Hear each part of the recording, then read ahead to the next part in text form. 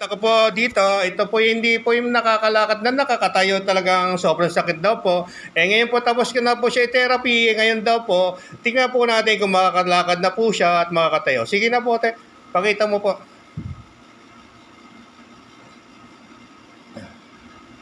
Ayan. Sige po, lakad kayo.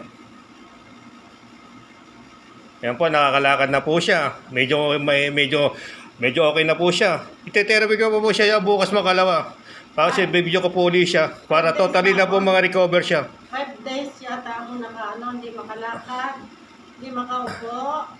Pero isang therapy lang ni Ronald, ito na po ako. Pagkatapos lang i-therapy, ito na po, nakakalakad na po ako. Awa ng Diyos.